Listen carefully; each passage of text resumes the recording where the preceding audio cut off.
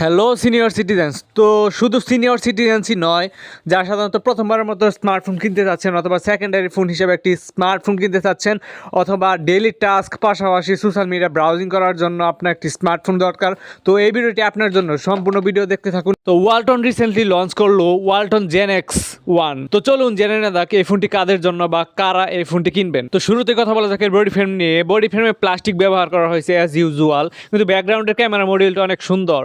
ব্যাকগ্রাউন্ডে গোলাকার মডিউলের মধ্যে দুইটি ক্যামেরা ব্যবহার করা হয়েছে এবং একটি ফ্ল্যাশ লাইট দেওয়া হয়েছে। আর এই গোলাকার মডিউলটি থাকার ফলে ব্যাকগ্রাউন্ড দেখলে কেউ বলতে পারবে না এটা 10 থেকে 11,000 টাকা বাজেটের স্মার্টফোন। তো এই ফোনটিতে প্রয়োজনীয় পোর্শন বাটন সবই ঠিকঠাক আছে। রাইট সাইডে পাওয়ার অফ বাটন, সাথে দুটি ভলিউম ট্র্যাকার, আর নিচের সাইডে দেখতে পাচ্ছি একটি ইউএসবি টাইপ সি পোর্ট, একটি প্রাইমারি মাইক্রোফোনের পোর্ট, একটি হেডফোন জ্যাকের পোর্ট আর একটি স্পিকার গ্রিড। উপরে রয়েছে একটি স্টেরিও স্পিকার, মানে দুইটি স্পিকার দেওয়া হয়েছে যারা সাধারণত কন্টেন্ট ভিউইং করবেন।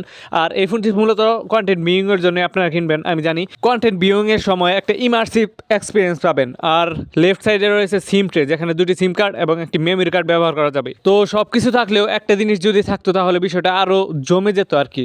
যদি একটা সেকেন্ডারি নয়েজ ক্যান্সেলিং মিক থাকতো তাহলে কথা বলে একটা ভালো এক্সপিরিয়েন্স পেতেন। তো এবার চলে আসি এর ডিসপ্লেতে। এই ফোনটির ডিসপ্লেতে 6.6 ইঞ্চের একটি IPS ইনসেল প্যানেল ব্যবহার করা হয়েছে, যাতে 90 হার্জের রিফ্রেশ রেট রয়েছে আর 180 টাচ স্যাম্পলিং রেট রয়েছে। এই ফোনের ফ্রন্টের ক্যামেরা কিন্তু একটি ডিউড অফ নচ ব্যবহার করা হয়েছে। যদি এটি পাঁচুল থাকতো তাহলে ডিসপ্লের ভিউটা আরও ভালো পাওয়া যেত। ফোনের ডিসপ্লেটি কিন্তু যথেষ্ট ছোটোখাটো একটা ডিসপ্লে, 6.6 ইঞ্চের, যা বর্তমানে আরও বড় ডিসপ্লে ব্যবহার হয় এইসব ফোনে আমরা দেখেছি। তো ফোনের ডিসপ্লেটি ছোটো থাকার পরও যদি এর চিন বেজেলগুলো আরেকটু নেরো করা যেত, মানে আরেকটু নেরো থাকলে ডিসপ্লে ভিউটা আরও ভালো পাওয়া যেত। তো এই ফোনটির প্রসেসর সিস্টেমে ব্যবহার করা হয়েছে UniSoC T606। এই প্রসেসরটি ডেইলি টাস্ক পাশাপাশি সোশ্যাল মিডিয়া ব্রাউজিং, ভিডিও কলে কথা বলা, পাশাপাশি ইউটিউবে ভিডিও দেখা, এসবের জন্য স্ট্যান্ডার্ড। যারা গেমার আছেন বা শুধুমাত্র গেমিং করার জন্য স্মার্টফোন কিনতে চান তাদেরকে আমি এই ফোনটি কখনোই রিকমেন্ড করবো না। তবে আপনি এই ফোনটি দিয়ে সময় কাটানোর জন্য মাঝে মাঝে গেম খেলতে পারেন, বাট ফ্রি ফায়ারে তেমন একটা ভালো পারফরমেন্স পাবেন না। জাস্ট টুরি গেমগুলো খেলতে আপনার ভালো লাগতে পারে। ক্যামেরা,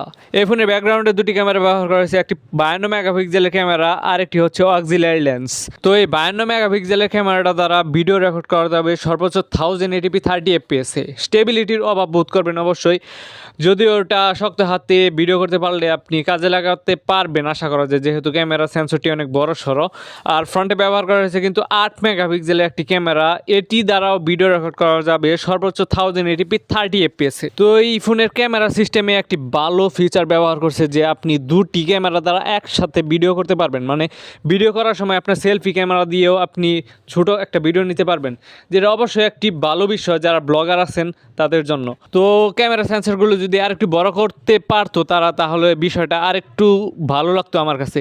এরকমই আর অসংখ্য ফিচারে ভরপুর এই স্মার্টফোনটি, যা আপনি ব্যবহার করলে বুঝতে পারবেন। তো এই ফোনটিতে কিন্তু 5000 mAh এর একটি ব্যাটারি ব্যবহার করা হয়েছে এবং 10 ওয়াটের একটি চার্জার দেওয়া হয়েছে বক্সে।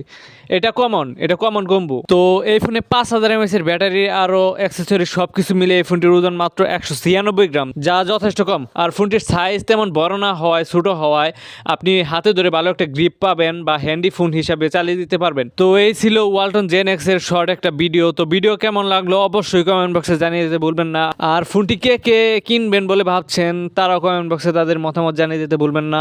আর নেক্সট ভিডিও পর্যন্ত সবাই অনেক বেশি ভালো থাকবেন, চ্যানেলটি সাবস্ক্রাইব করবেন।